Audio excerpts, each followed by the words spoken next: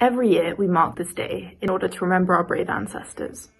The Holocaust was a genocide, like many others in history, and we must remember these in order to never forget and to teach future generations. Sharing stories has always been a huge part of Judaism, but today, more than ever, we remember. This tragedy fostered the need for a Jewish identity to be built, which eventually led to the creation of the State of Israel. On January 27, 1945, the Red Army liberated Auschwitz. Now, some 77 years later, we choose this day to commemorate one of the greatest tragedies of modern history. And though so much time has passed, it never really gets easier to talk about. No matter how many statistics or numbers one may know, it is really hard to imagine the horror the prosecuted felt. And truthfully, I don't think we will ever come close in doing so. No matter how hard I try, I still can't wrap my head around the fact that there are still people alive today who witnessed a Western attempt to eradicate an entire group of people. That if I and so many of my friends were born in another time, we would have come to the same horrific fate as so many others. And that as it would happen, so many people would stand around and watch, because it wasn't just Hitler. It was also those who complied, and those who stood by and let it all happen. And every year I am reminded of how grateful I am to not have been born those many years ago. It wouldn't have mattered what kind of Jew I was or how distant my Jewish ancestry was. And whilst I am grateful, I'm also still scared, because as the years go by, the memory fades, and if we want such things to never happen again, we simply cannot forget. Hi, I'm Bella, and I want to talk about the Holocaust today. I want to talk about it in a personal way, because I think with these incidents and historical moments, it's easy to get whisked away with statistics and numbers and become desensitized to the reality of it. So I'm going to tell two family stories today. The first is about my great-grandmother called Wanda.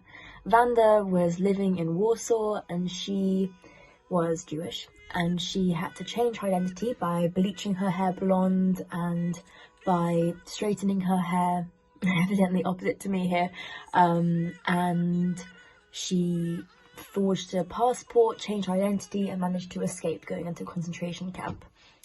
So she started and helped an underground organization which helped people escape concentration camps, and she was a very heroic figure. Now, the story that she used to tell my grandmother the most was the story of one day when the Gestapo came knocking on her door, and she put on a child's voice. She pretended to be a 4-year-old, and she said, "My mummy's out, I can't reach the doorknob." And that's how she escaped death. So that's my great-grandmother Wanda, and she's someone who I really aspire to hold the same degree of heroism and courage. But perhaps a more dark story and brutal narrative is that of Kasia, my great-great-aunt. Now, Kasia was in Auschwitz. She was living in the concentration camps. They made her work as a nurse.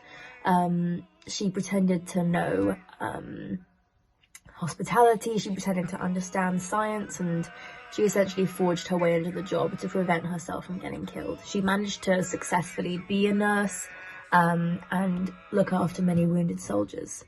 Now, the story that she always tells, having survived Auschwitz, is that she used to use a shoehorn as a spoon for all her meals. And now what she would say is, "If I imagine this shoehorn to be a golden spoon, then all my food is going to be beautiful."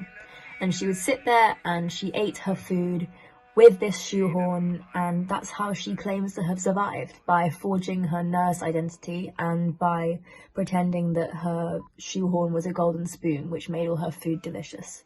So I think these are two stories of very powerful women, and it's important that we recognize the personalities and the real people that are behind these numbers and statistics.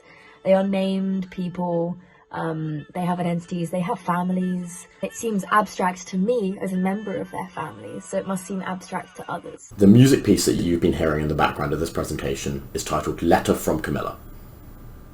Composed by Benjamin Till and performed by the Mosaic Voices Choir, a Jewish choir situated in the New West End Synagogue in West London, the synagogue that I attend, was a moving recreation of a letter sent from a woman named Camilla, who lived in Vienna under Nazi control. Camilla's family had escaped, by and large. Her and her sister were the only two that remained. However, she endeavoured to get this letter out of Nazi hands and to her family where they had fled in London. However, by the time that the letter had passed through the Nazis' stringent controls of the messaging, Camilla and Minka had already been taken to Auschwitz concentration camp to be murdered ruthlessly and brutally by the Nazi regime.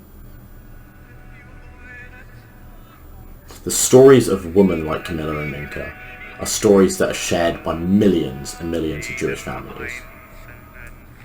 This tragedy and the tragedy of so many others is why we say, never again.